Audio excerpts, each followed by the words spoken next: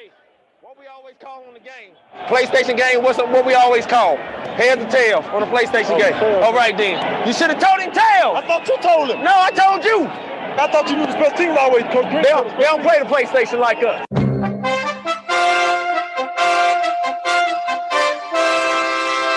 Don't miss a moment of heart-stopping NFL coverage on Armchair Quarterback Radio. Riggins. He's going to go all the way unless Blackwood can catch him, and he can't. 3rd and 3. We'll see a pickup sometime on the right side, possibly. Montana looking, throwing in the end zone. Caught it! Dwight Clark! Only 12 seconds left to play third quarter. Here's Marcus Allen cutting back upfield, and Marcus Allen could be gone. 74 yards for Marcus Allen. The quiet man of this football team, Scott Norwood. He can fire the shot heard round the world now. Here we go with 8 seconds to play. High drama here on the Super Bowl. But in the air, it's got the distance. Oh, good! Armchair. This helpful instructional message from the National Association of People Who Have Trouble Walking and Chewing Gum at the same time. Step, chew. Step, chew. Step, chew. Step, chew. Let's face it, where you're betting is just as important as who you're betting on. That's why I go to mybookie.ag. It's fast, it's easy, and they pay you when you win. Look, I wouldn't be telling you to bet mybookie.ag if they weren't the best. Do the smart thing. If you're going to bet this football season, bet with mybookie.ag. Promo code SKIN, that's SKIN. When you use that promo code, MyBookie will match 100% of your deposit up to $1,000. That's mybookie.ag, promo code SKIN. Hey there, pal. First draft? How can you tell? Look, there's a few things you're going to want to know. Kickers go fast. You're going to take one early. And don't worry about running backs. You can always trade for one later. Cool, thanks. And one more thing. It's good to have you here. You're my friend. Armchair.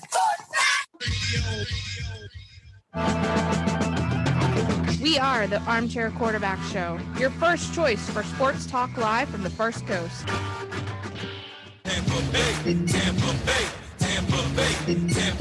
The last segment of the Armchair Quarterbacks radio show, we're talking baseball. We'll be talking fantasy baseball, pickups, trades, who's hot, who's not, sleepers and busts. And with that, we'll also be talking real baseball, how these players perform and what it means to their teams and what to look for. That's the Armchair Quarterbacks talking baseball. The last segment of the Armchair Quarterbacks radio show. Take me out to the Rays game. For it's 1, 2, 3 runs. They don't play the PlayStation like us. They don't play Australopithecus isn't supposed to be in that display. No. Homo habilis was erect. Australopithecus was never fully erect. Well, maybe he was nervous. The Armchair Quarterbacks are covering America's pastime from spring training all the way to the Fall Classic. 5-2 Dodgers in the ninth. Got it. They've done it. Like the 1969 Mets. It's the impossible dream revisited. And Myers bringing it. And the pitch is hit in the air. Foul off first. Benzinger backing and calling. And the 1990 World Championship belongs to the Cincinnati Reds. The Twins are going to win the World Series. The Twins have won it. It's a base hit. It's a 1-0 inning victory. Oh, field, way back. Blue Jays win it. The Blue Jays are World Series champions as Joe Carter hits a 3-run home run in the 9th inning, and the Blue Jays have repeated as World Series champions. Touch them all, Joe. You'll never hit a bigger home run in your life. Armchair. Top Gun Supply is the friendly gun shop. They are a Glock Blue Label dealer for military and first responders. So stop on by at Top Gun Supply at 525 State Road 16, 10 a.m. to 6 p.m., Monday through Saturday. The Friendly Gun Shop, proud sponsor of the Armchair Quarterbacks. Hi, this is Britney Spears. What up, this Jay-Z. This is Jennifer Lopez. Armchair. Are you looking for the perfect gift for any sports fan, or just looking to add some stuff to your own man cave? Then head on in to MVP Collectibles at the St. Augustine Outlets Mall. They carry Seminoles, Gators, Bulldogs, Canes, Longhorns, Bama, Buckeyes, Wolverines, Vols, you name it. They have Patriots, Jaguars, Titans, Dolphins, Browns, Ravens, Steelers, Chiefs, whoever you're looking for. Yankees, Red Sox, Cardinals, Braves, whoever you like. The best selection you'll ever find for the sports fan that thinks they have it all. That's MVP Collectibles in the St. Augustine Outlets Mall, Suite 245, right across from the food court in the St. Augustine Outlets Mall. Open Monday through Saturday, 10 a.m. to 9 p.m., Sunday, 10 a.m. to 6. Get your man cave popping today at MVP Collectibles. It all starts with just one thing. Glass jars can be reused to store food and spices, as a holder for combs and brushes in the bathroom, or as a container for plants and homemade candles, in addition to simply being recycled. Find tips and more at onethingus.com. We are the Armchair Quarterback Show, your first choice for sports talk live from the First Coast. I don't even like Drake. You don't like Drake? How could you not like Drake? Who's Drake? Who's Drake? Drake is good. I told you that Drake was bad. I hate the Drake.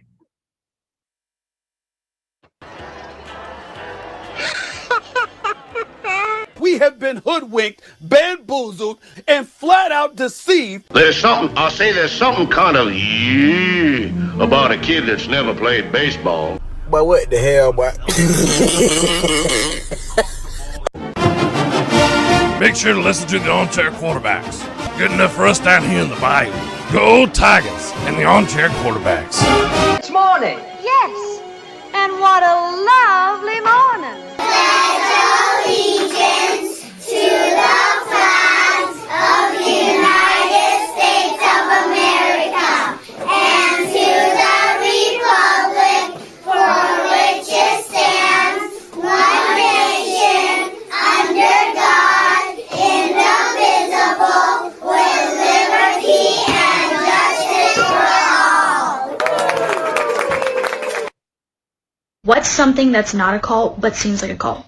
People that eat sushi. All the ways you could cook fish, you chose none of them. Nope, you eat it raw and wrapped in its own habitat. Then you dip it in something looks like green Play-Doh, tastes like the center of the sun. Who hurt you? Armchair.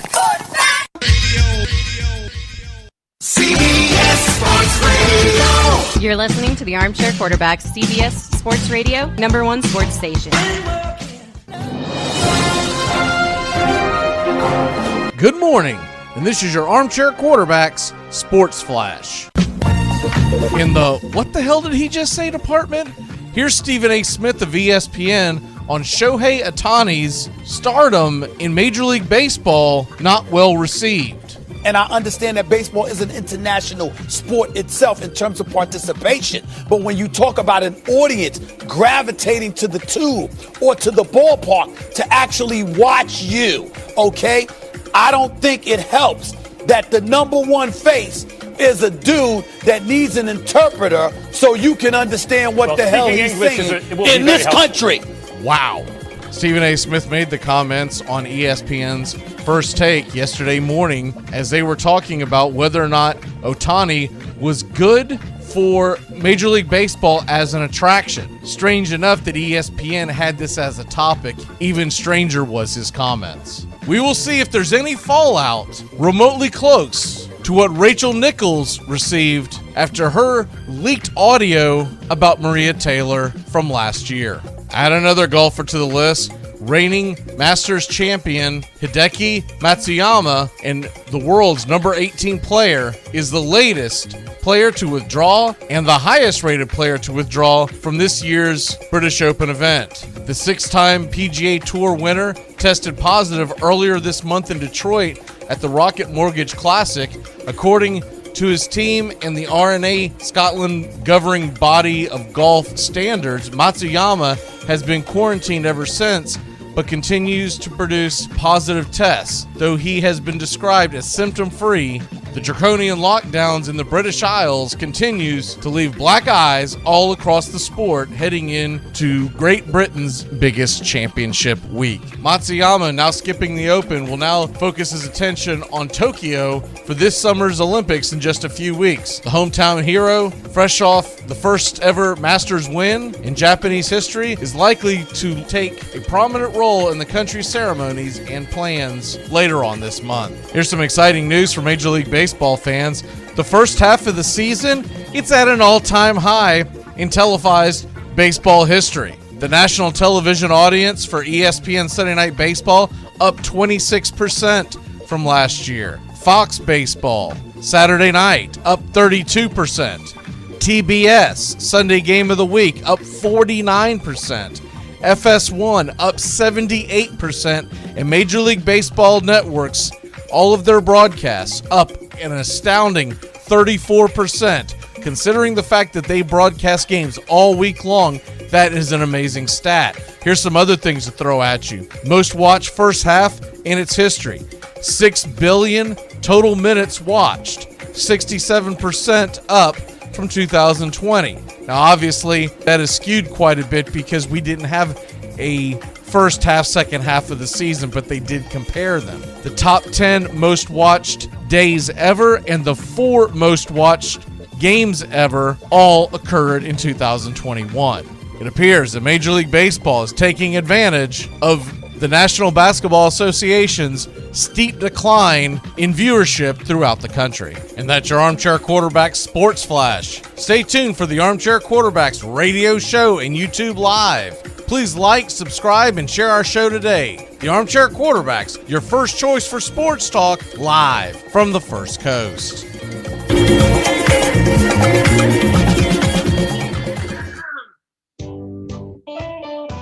Saturday mornings, 8:30 Eastern.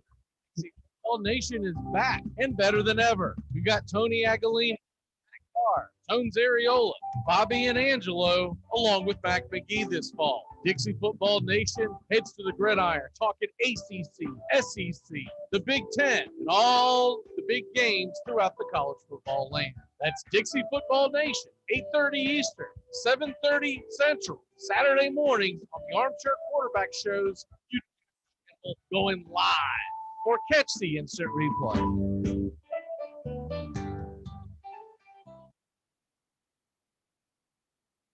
Good morning. It's time to wake up, y'all. You're listening to the Armchair Quarterback Show. We're here weekdays, 8 a.m. Eastern, 7 Central, the Armchair Quarterback Show, your first choice for Southern sports talk.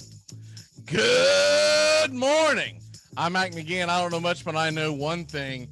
The PGA Tour has given me a call this morning wanting me to fill in because of all these jacklegs getting COVID, etc. So I'm going to be looking for a caddy. Anyone who wants a caddy with me over on the links, but we got to be there by tomorrow night, okay? Ready, set, go. You're listening to the Armchair Quarterbacks. Are you going to sit down? Shoot, no. I'm gonna let you guys do what you guys gotta do. Don't worry about me. I'm just gonna go home, make a little macaroni and cheese, seal the window, and turn on the gas. Armchair. Community Access Channel. He's the armchair quarterback. He's full of beer and he's full of snacks. The all-American man. With a cool one in his head. Yeah, the armchair. Howdy, hi, top of the morning to you. Welcome to the Armchair Quarterback Radio Show. I'm Mac McGee, riding solo shotgun for in just a few minutes. Bobby is joining us, and we're going to be talking Florida Gator football.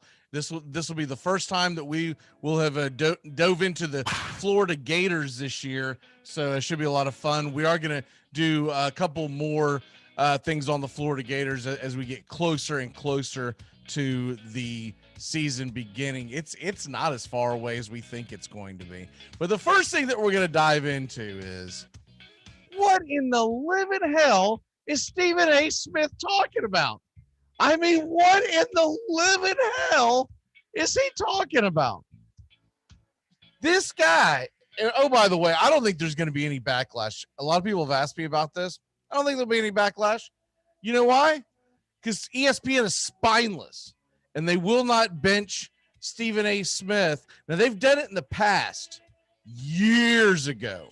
I remember him being benched by ESPN for quite some time for some remarks that they viewed as being over the line.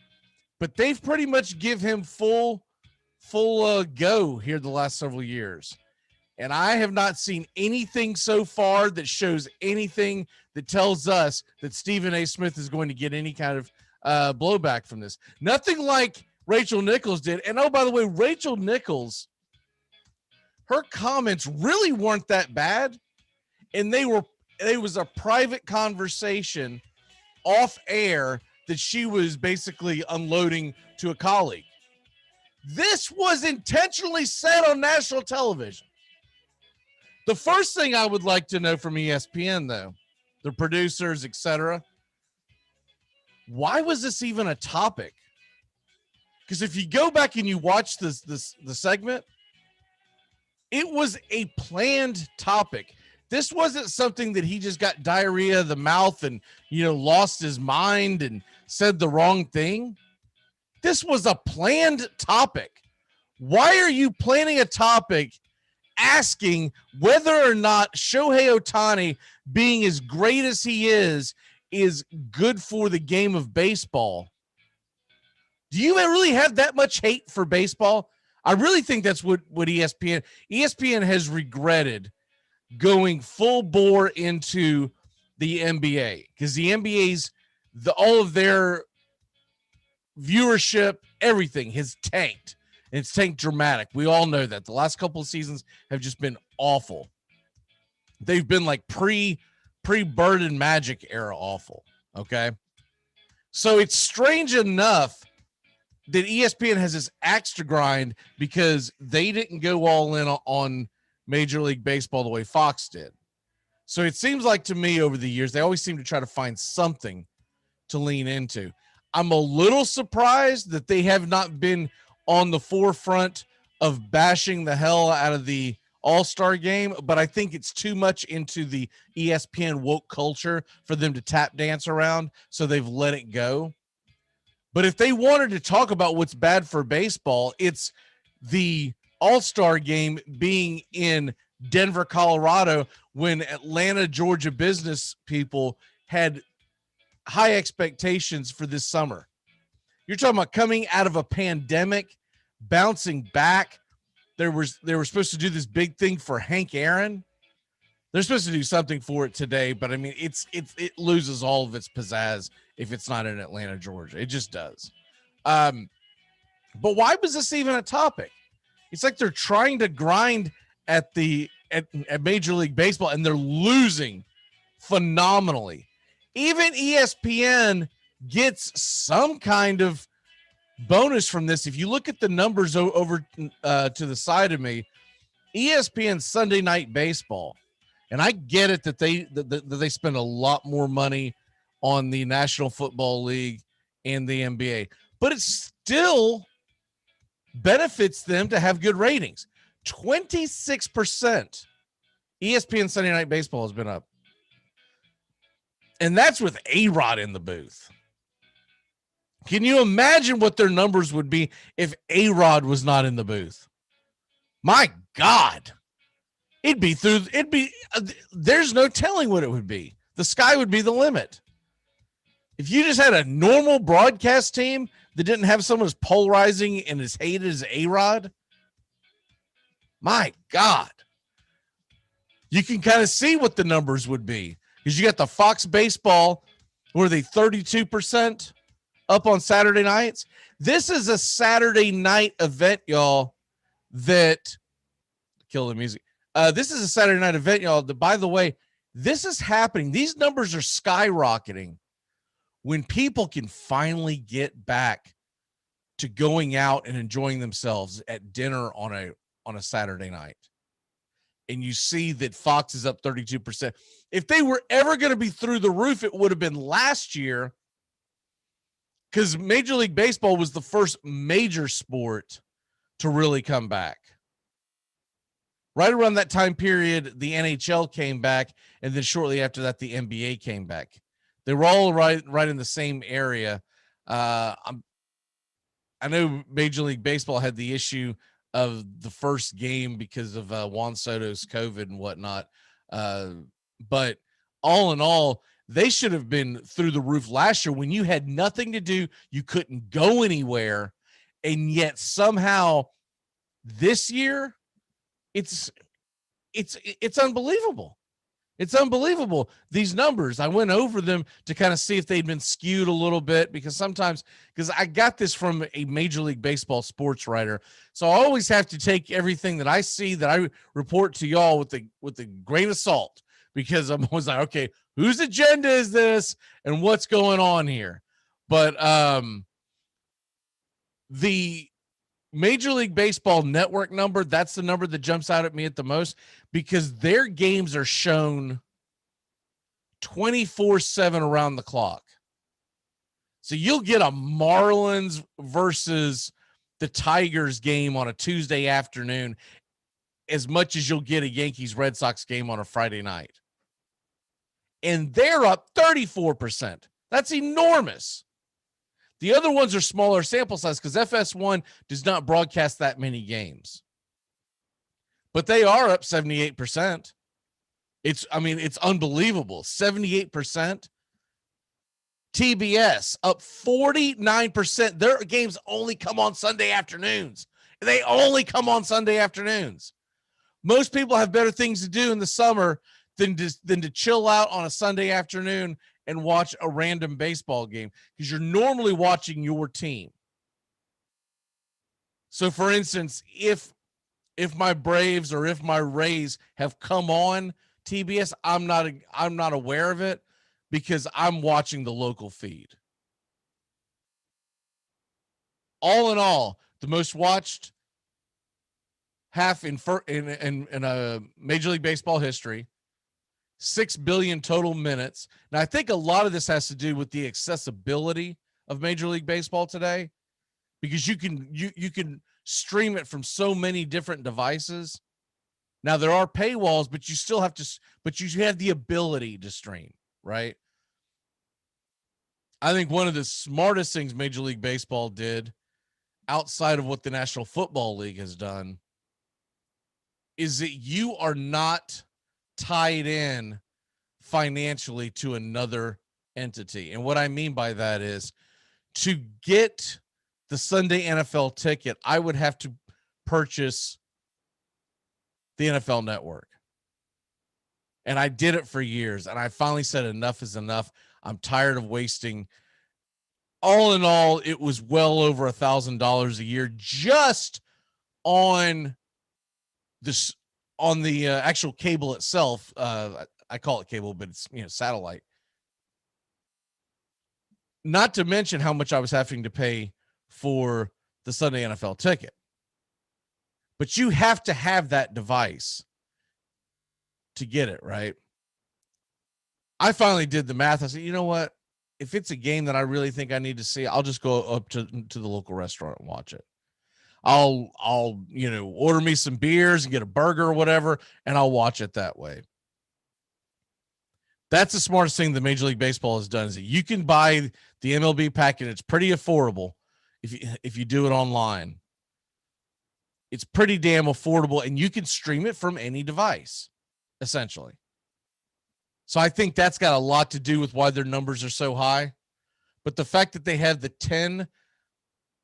top 10 most watched games ever, and the top 4 most watched games ever. Okay. A lot of this has to do because they're compiling worldwide. Why are there so many games being watched?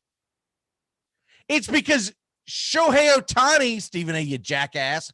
It's because Shohei Ohtani is becoming an enormous star, and you have to realize the impact he has in people in Asia that are coming over and watching.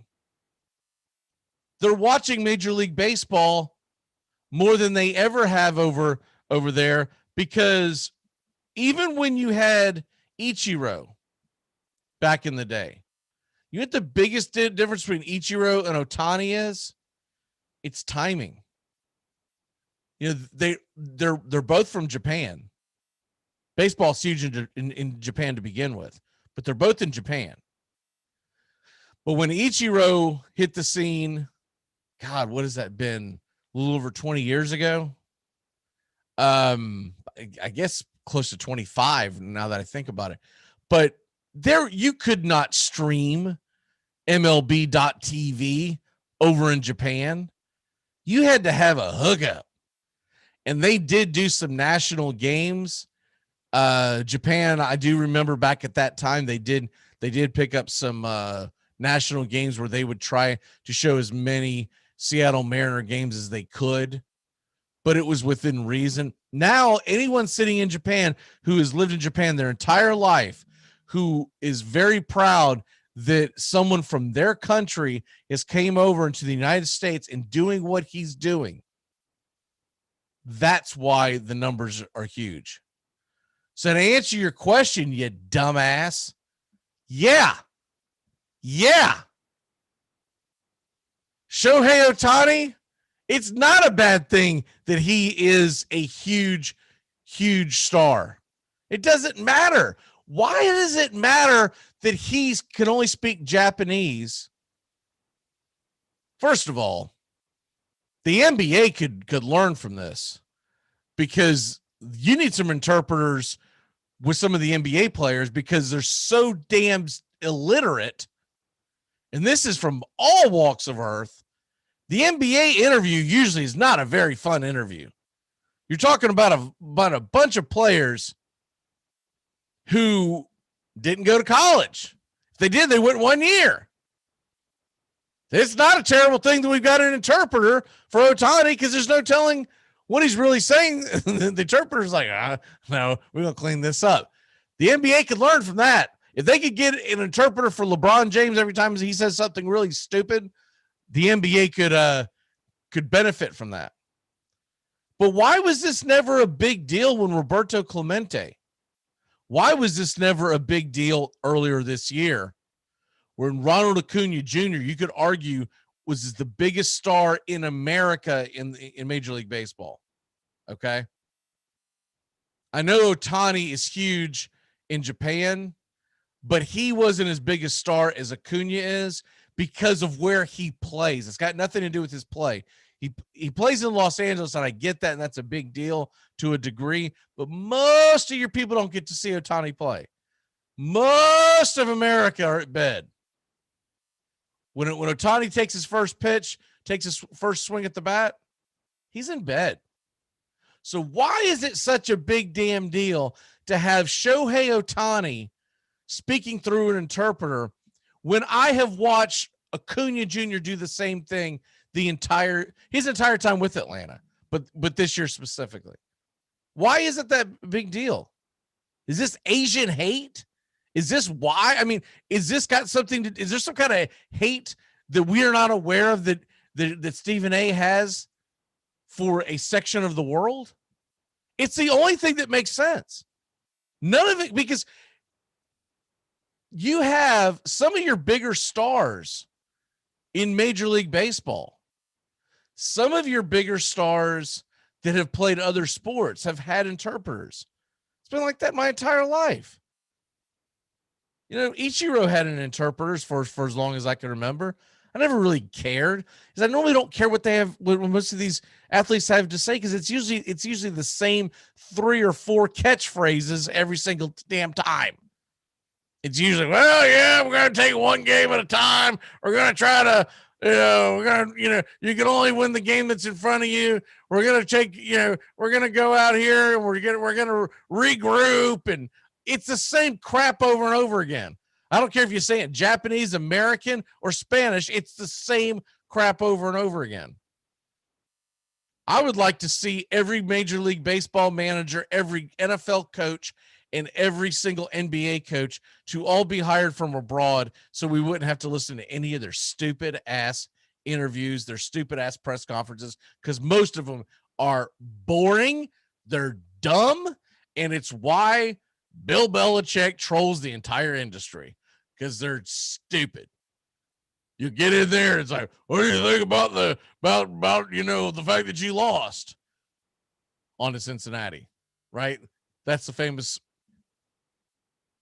I don't know why the hell Stephen A. Smith cares that much about it. I think it was his way of trying to take a dig at Major League Baseball. I don't necessarily think that Stephen A. Smith is racist. And I'm not one to pile on to someone because they made a comment, because I don't like it when they do it to anybody. So I'm not going to jump on Stephen A. But I think it was his way to try to take a dig at Major League Baseball, because he and his colleagues for years have tried to tell you the BS narrative that the NBA is more popular, and it simply has never been true. I've gone over the numbers for years on this show. It simply has never been true. If you take the totality of what is actually watched every single season, Major League Baseball crushes the NBA. But what they focus on is the ESPN game of the week. They don't pull the numbers for how many Red Sox and Yankee fans and Braves fans and Phillies and Mets and whoever else. They don't take those numbers into consideration because they don't care about it, because they're local numbers. What they care about is did the Wednesday night game of the week between the Tigers and Pirates get a good draw? No, because if you are a diehard Tiger fan or you are a diehard Pirate fan, you're not watching ESPN, you're watching your local feed, because nobody wants to hear A-Rod go on and on about how he sucks and ended up buying into the Minnesota Timberwolves because the Major League Baseball didn't want his ass. We're going to take a quick break. When we come back, Bobby's on his way, and we're going to be talking Florida Gator football. That's right. We're getting that close to kickoff, and it's time to start diving into the SEC. We'll be back in a flash here on the Armchair Quarterbacks. Keep it locked in here to CBS Sports Radio and the YouTube channel. KISSMYASS spells kiss my ass. You've either got or you haven't got style. Sports Talk Radio. You either got or you haven't got style. Tune in weekdays here on the Armchair Quarterbacks, CBS Sports Radio.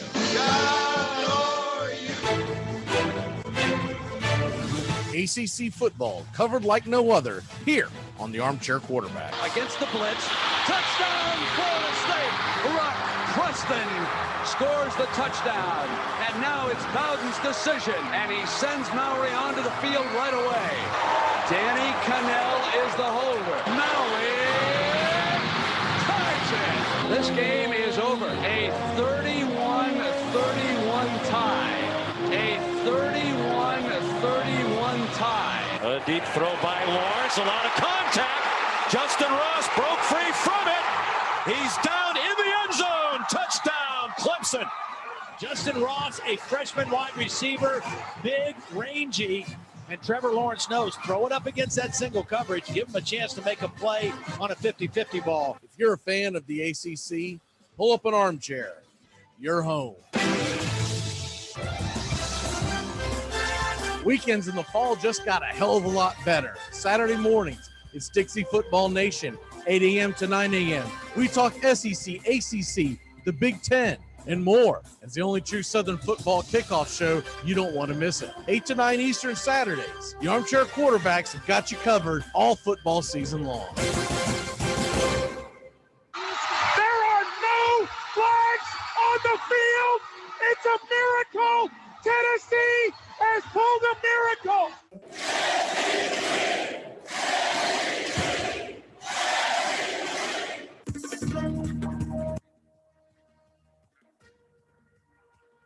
If you're looking for gifts or stuff for yourself from all teams, from all sports, it's MVP Collectibles in the St. Augustine Outlets Mall. Suite 245 across from the food court, MVP Collectibles has all 32 NFL teams, every SEC, every ACC, teams from the Big Ten, and 10 different Major League Baseball teams. That's MVP Collectibles. It's where the Armchair Quarterbacks can be found just before game day to get our man cave popping no matter what team you love.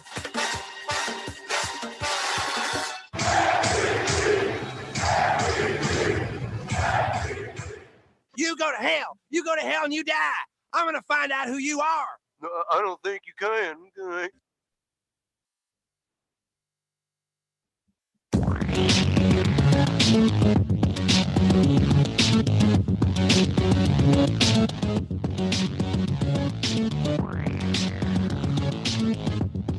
Good morning. How the hell are you, Mr. Bobby? I'm doing great. How are you?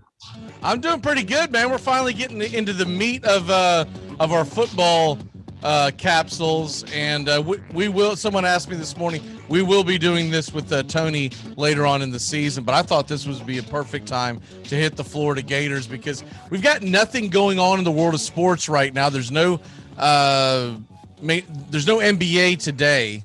We do have a game tomorrow. The NHL is done. Major League Baseball's on its break, and it's I got the All-Star game tonight, I think. Yeah, well, for people who aren't sheep, there's an All-Star game. Us Atlanta Braves fans will not be watching the All-Star game in Denver, Colorado for obvious reasons. You're not tricking me, Stacey Abrams. But anyways,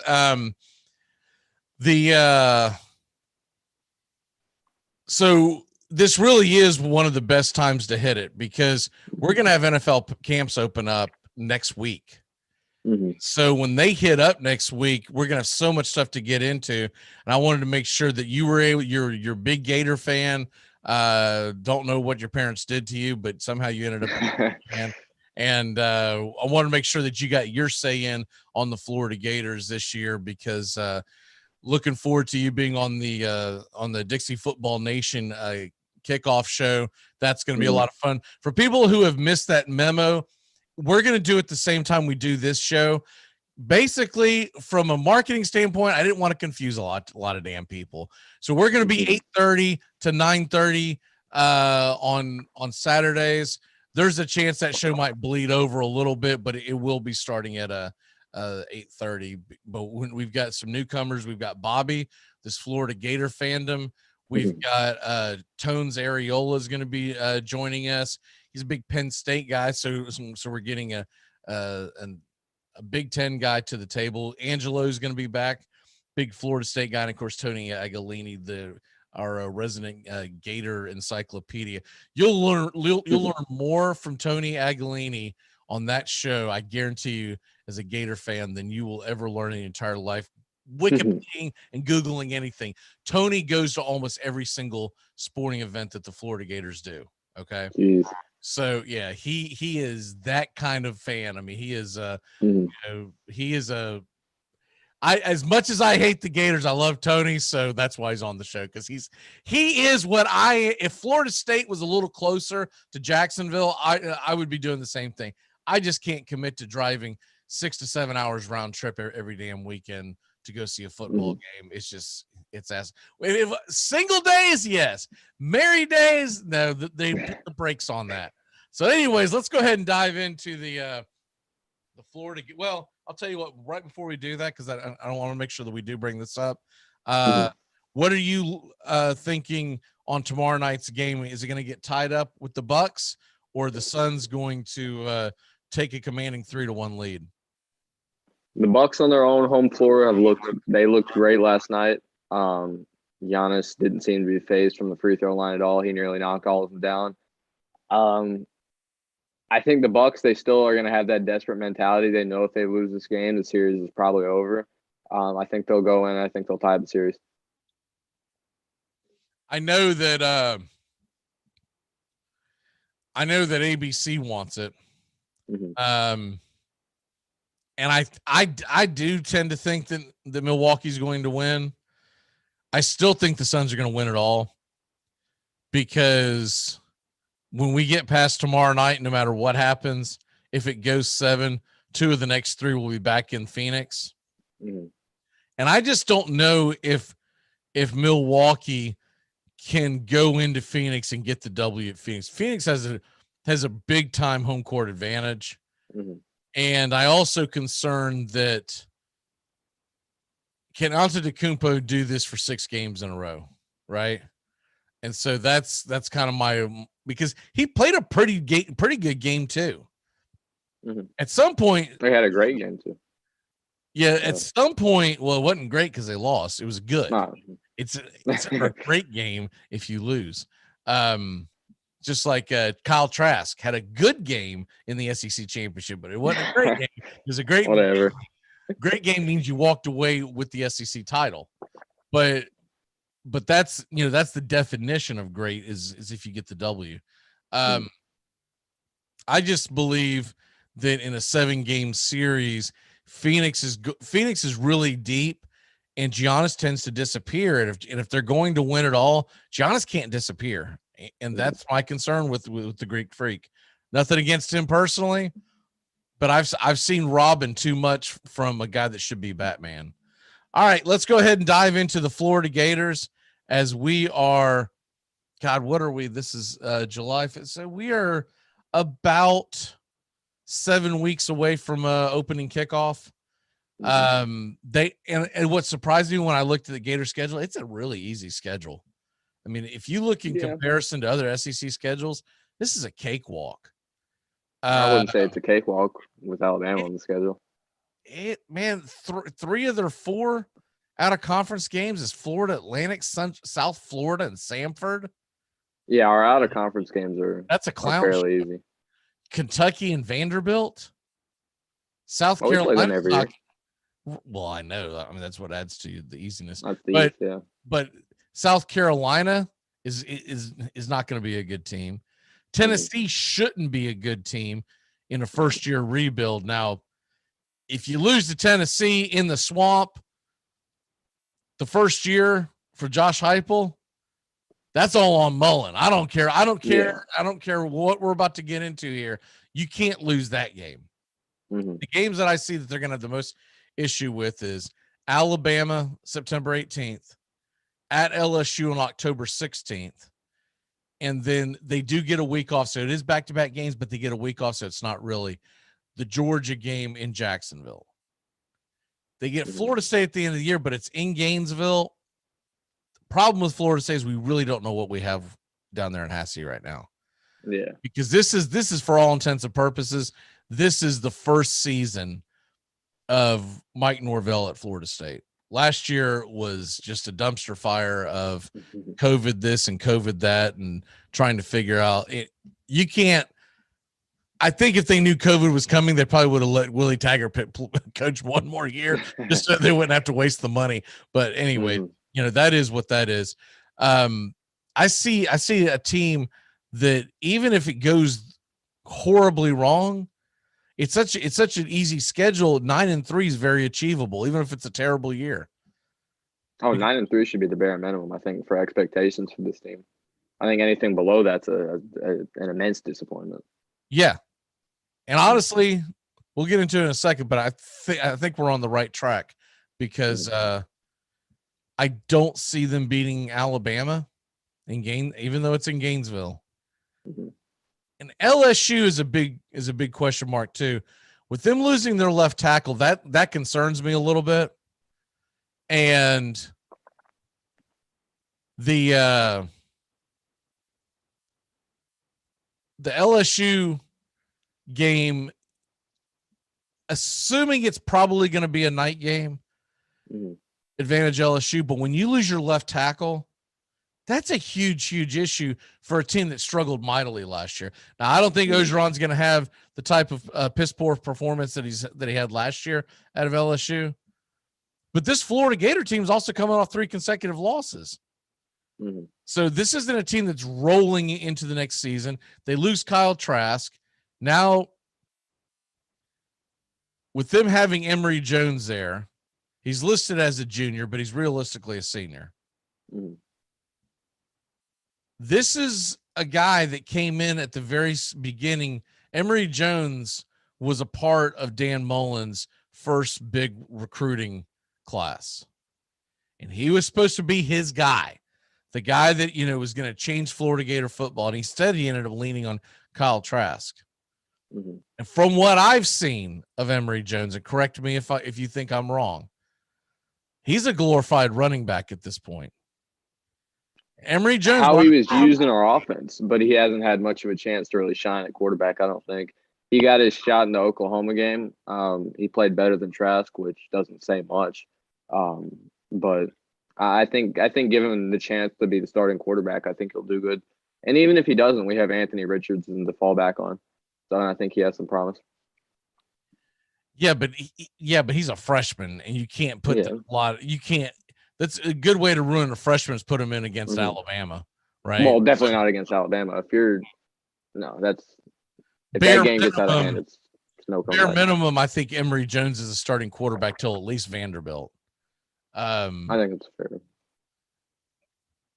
Because let's say he stinks the place up, they're still going to give him another chance against Tennessee. Mm-hmm. Now, if they were to lose back-to-back games, Alabama, Tennessee, then okay, Emory Jones is probably riding the pine. Mm-hmm. But one of the biggest issues with the Florida Gators last year is, man, Mullen is not in the best favor with the brass up top. And then, of course, he ticked off a lot of people at the university themselves when he said, pack the swamp in the middle of a pandemic. That didn't go over well. He's had a lot of violations where and look, we knew what Dan Mullen was when he came in. He's a guy that does not, he's not known as a clean coach. He's always been on the cusp of doing, he got in trouble at Mississippi State for some of the things that he did. He got in trouble. He was raked over the coals at Florida, though not nearly as much as I think he should have been. His first year at UF, when the defensive back transferred out of Gainesville. I don't know if you remember this or not, because you had him. He was rooming with Mr. Rapey, and he was like, I don't want to room with this kid. And Mullen and his staff said, we'll deal with it next fall. But as of right now, we can't do anything about it. So you have to go in there with that kid who's been accused of raping 4 women. Mm-hmm. I don't want to be his damn roommate. So he ends up transferring out. It was originally Oregon, and now I believe he's at Southern Cal. But he does it. There are times when I see Mullen, he's kind of a meathead, and I don't know if all the things connect with him as far from the PR standpoint. He's a good at X's and O's college football coach. He always gets usually the most out of his quarterbacks. I mean, this is the guy that gave us Dak Prescott. Mm-hmm. I thought he did a phenomenal job with Kyle Trask. We'll see with Emory Jones, but from what I've seen of Emory Jones so far, is he's a guy that relies a lot on his athleticism, and I don't think that's going to take you very far in the Southeastern Conference. He's going to have to be more of a passer, more of a touch on his pass. And when I look at his, the numbers that he does, he has a very, very small sample size. But one of the biggest issues you're going to have is it is a small sample size, but he is older. I think he's 21. I think is where he is.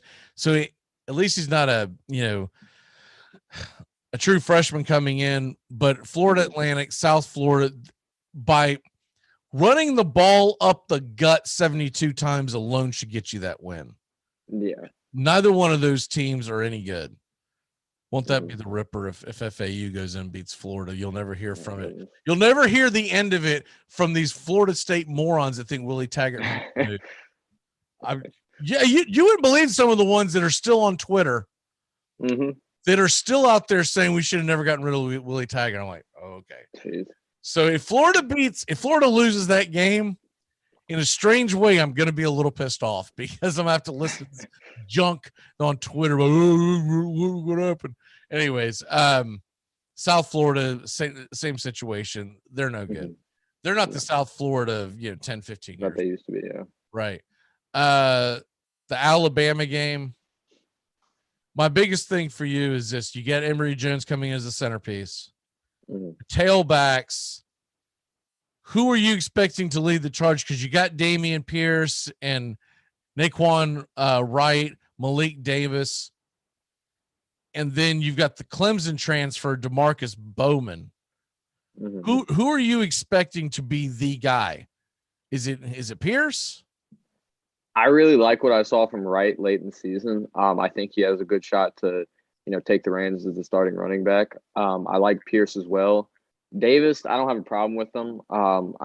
It's been a problem for a while. His ability to not fumble the ball, that's been a little bit of a concern. I think if he can get that under control, he can still be a viable piece in our offense. But I do like our backfield, but I like Wright specifically the most.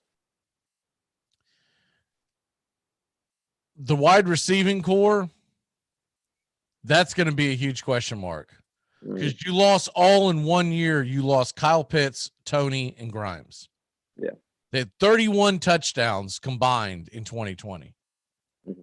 When you lose that and you lose the quarterback at the same time, that's what concerns me the most about Florida going into the season is that defense was terrible last year. What was the weird stat that I saw on that shocked the hell out of me? Well, first of all, they allowed 30.8 points per game, the most Florida has allowed since World War II. Whoa. I mean, what the hell? That's unbelievable. I'd say some of it has to do with the fact that they didn't have, the cupcakes like Florida Atlantic and South Florida on their schedule. So your per game doesn't go down as much, but they did have Vanderbilt on the schedule. So my God, I went back and looked at the scores. I was like, man, they really did give up points. I mean, they even gave up 17 to Vanderbilt. Vanderbilt was trash. The other stat that threw me for a loop was how, because first of all, Grantham, I know Florida Gators were just absolutely pissed off at him.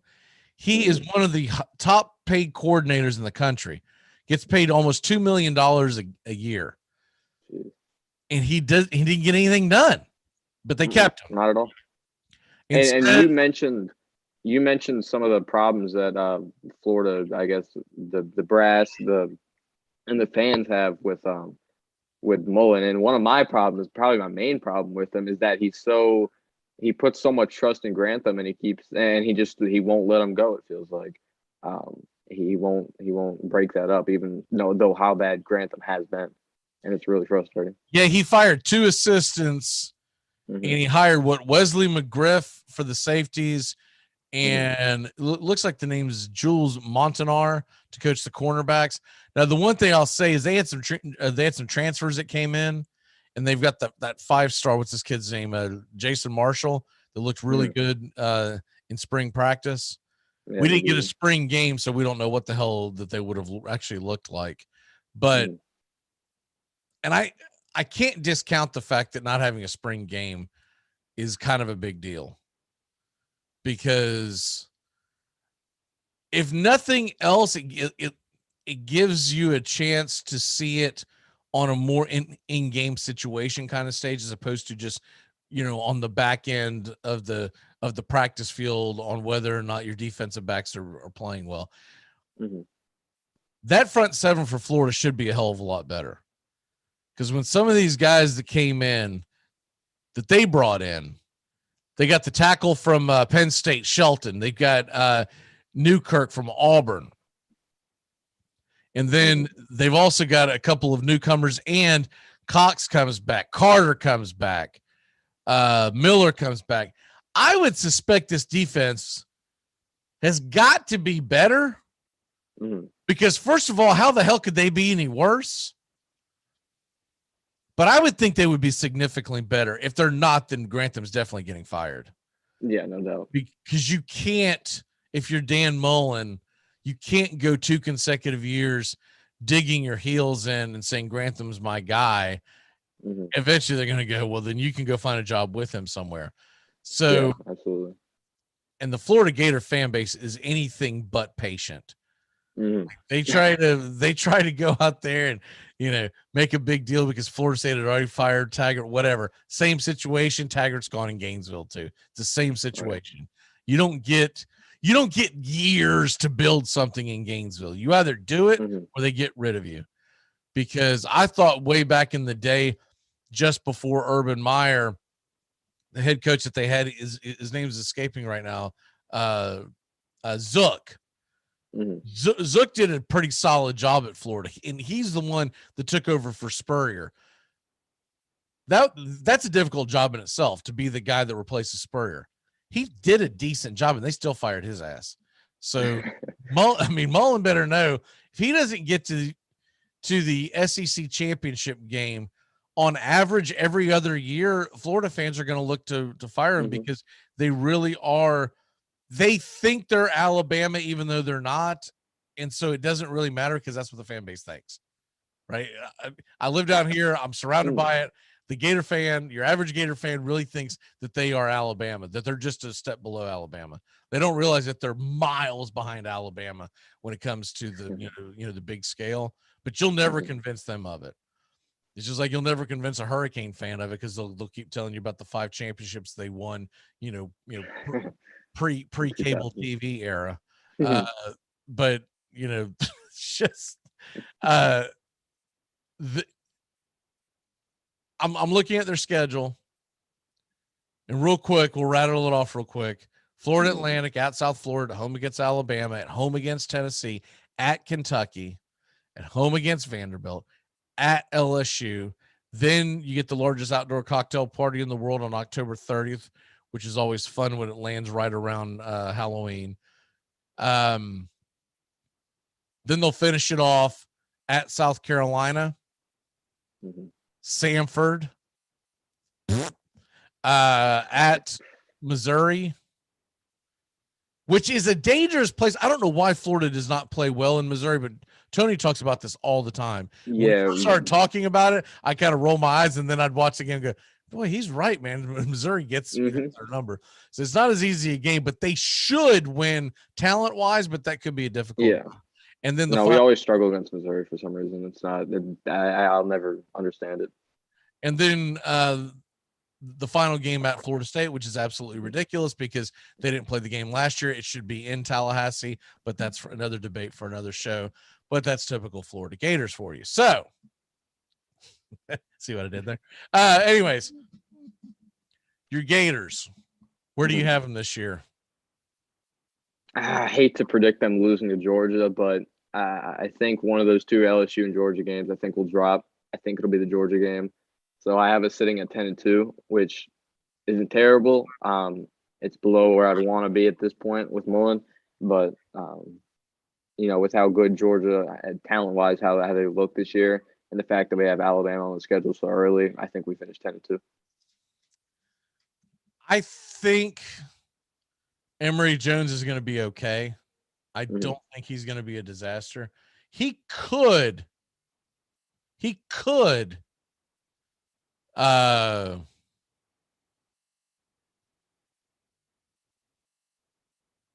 I honestly think that Florida's probably going to finish 9-3. Alabama, I'd be surprised if they beat Alabama. And if they do beat Alabama, there's a good chance they're going to be so shell-shocked and jumping out of the building that they'll lose to Tennessee the next week because that's called. If we lose to Tennessee, that would be an ultimate crash. I mean, I'd be high to bottoming out. I mean, that's a tough back-to-back. You don't get a week off even though you're at home. There's not much tough about Tennessee. If you beat Alabama, you're on upset alert. If you're on lose upset to alert, Alabama, but it's Tennessee still. I get that, but Josh Heupel is not exactly. I wouldn't think they could beat them, but they're still a Southeastern Conference team. Yeah. So yeah, I'm. Yeah. So I would. They're going to lose one of those games. I would think it's Alabama, and then they're going to go to LSU. That's a tough night game, and then they're going to play Georgia.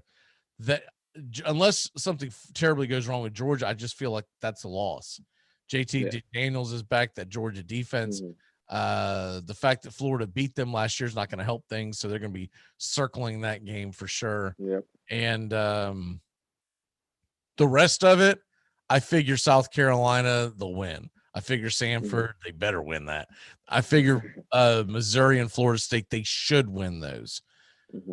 But I see 9-3, and I see them playing like in the Chick-fil-A Bowl, and there's nothing wrong with that. But a Florida Gator fan will tell you different because they think that they're Alabama, they think that they're Clemson, but they're not at that level right now. 9-3 would hurt. When Urban Meyer was in his heyday, sure, but right now they're just below that and he's building. And as long as he doesn't get in his own way and break more violations, get in more trouble, Mullen will probably do a pretty good job. But something I want to throw at you. Have you looked at the recruiting class? For Florida? Yeah. A little bit. Have you seen where they're ranked right now? I believe last time I checked, it was around 8, right? 30th. 30th. Have they dropped off that far? You damn right they have. Jeez. 30th. And Mullen's not the greatest recruiter, that's for sure. 30th. Jeez. In all 4 years, he has finished outside the top 10 in recruiting. And when it's all said and done, players get you W's. I don't have the I had it up the other day when Tony and I were talking. I'll see if it's still there. But 30th was what I saw last time, which is just insane because Florida State's doing really well, but then again, we're really early in the recruitment process. And same thing with Florida. But it's never good when they're 35th this morning. 30. Someone must have decommitted. That's the only thing I can think of. Because when I sent it to Tony the morning before we did the show, they were 29th that morning. He goes, man, they fell to 30th. And he's not paying attention to it. He's scoffing at it. Although if they were in the top 5, he'd be pounding his chest. 30th. Yeah. Or 35th. You know who's 34th right in front of you? Who's that? Tennessee Volunteers. Oh, they can feel great. And they don't even have McDonald's bags. Yeah, they have no pull. There's no reason why a recruit would want to go there. I'm not sure. Or if they do have McDonald's bags, those are legal now, evidently. I guess so. All the nonsense. Or they're doing better at hiding it. Ohio State, Notre Dame, by the way, are 1 and 2. Penn State's 3, LSU 4, and Florida State is 5th. Florida State one has surprised me, but I'm still like, it's July and these are 18-year-old kids and they'll change your mind a million times. If Florida State's in the top 10, I'll look at it as a win. The other one that'll shock you, Boston College is number 10. Wow.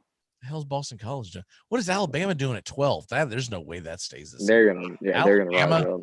Alabama, stay out of there for top 10. They're not going to get outdone with all these, with the way that you can pay these kids. There's no way they're going to let themselves get outdone. All right, let's go ahead and turn back time and get the hell on out of here. Here we go.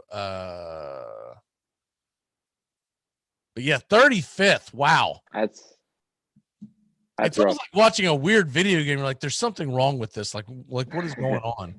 I don't know what he's doing. Is he putting his finger in kids' faces when he goes to recruit them? He's doing something where they're like, nah, dude, I'm good, man. I just no. All right, here we go on turn back time.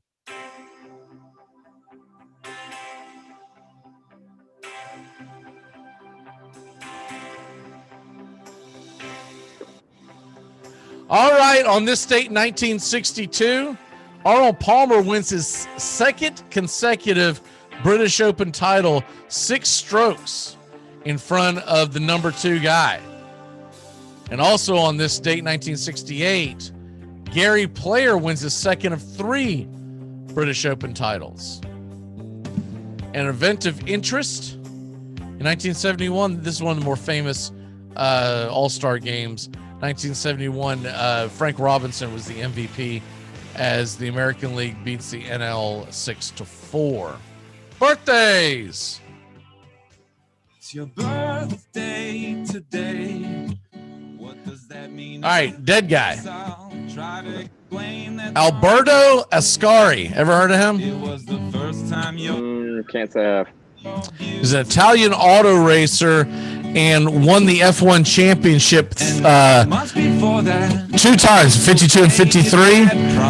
Died in 1955. What's that? And drinking wine. You realize There's getting some audio issues. Was too okay. And then your Live guys. 39 years old. Shin Soo-kyu from South Korea. Happy 39th birthday. That's one of my favorite players that I've ever had in fantasy baseball. I'll tell you why. In his prime, the guy was so consistent on every day he would open up the app to see what he did, and he was always plugging along, getting a couple hits. Sometimes it was a home run. Usually they were singles, maybe a double, but he never went through this long stretch where he was like 0 for 22. And you're like, would you quit it? Would you get a base hit? Shin-Soo-kyu, happy birthday. And we'll just leave it at that. I didn't know this was his birthday as well. Same age. 39 years old, arguably the greatest catcher of our current, over the last 20 years. Yadier Molina, 9-time All-Star for the St. Louis Cardinals, and of course won the World Series in 06. 9-time Gold Glove. Oh, of course he won in 2011 as well. Where's your walk-off for today, sir? Not much going on in sports tonight, but I'll say at 6:30 Central, there's the MLB All-Star Game. A lot of names to watch. I know the Home Run Derby was last night. As Alonso went back-to-back. That was pretty impressive. He's that. I don't know. I don't watch much baseball, but he went on a tear.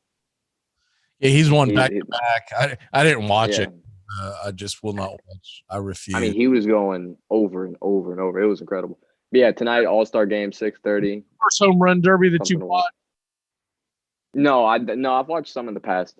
Okay. I've tuned into some. Typically the final rounds. I'll watch some of the early ones, but because I mean that's mostly the semis and stuff. That's the thing about the home run derbies. It's not like they're out there. They're throwing them gopher balls. Yeah. My walk off for the day is evidently it's National French Fry Day and National Cow Appreciation Day. So would it be wrong to eat a burger with fries if it's Cow Appreciation Day? Is that how you might want to go for a hot dog today? Is that how are you not supposed to appreciate cows in that wet? I don't know. Something to do with barbecue too, because National Beans and Franks, which is weird that they call it that, Beans and Franks Day. Always think of is that what movie is that where they're talking about my beans are below my Franks or I got my beans above my Franks. I forget the name. Is that something about Mary? Is that what that is? It seems like it is. Anyways, we will see you next Tuesday. By then, have you ever seen something about Mary? No, I have not. Wow, really? No. That's a classic. I'll go watch it. If you're not doing anything today, that's a classic. Outside of the All-Star Game, I probably won't be doing too much. So you will I'll probably go check it out. Ass off. You will absolutely laugh your ass off. There's something about Mary is a classic, and I won't spoil it, but there is an appearance by a Hall of Famer in that movie. So, what sport? Football. Okay. Oh, I'm going to bring it up as like cricket or something. Hall of Fame bowler shows up in the middle. All right, brother. We will see you next week. Sounds good. Enjoy the NBA playoffs tomorrow night. And tomorrow we're doing fantasy football. We're doing something that I'm only doing tomorrow. So if you want to win your leagues, y'all, tomorrow's the day to tune in. So I'm going to give you an upper hand on something that a lot of people don't pay attention to. I pay attention to it every year, and that's why I got them rings, baby. That's why I dominate. We'll see you next. We'll see you tomorrow. We'll see you next week, sir. Sounds good. Have a good one.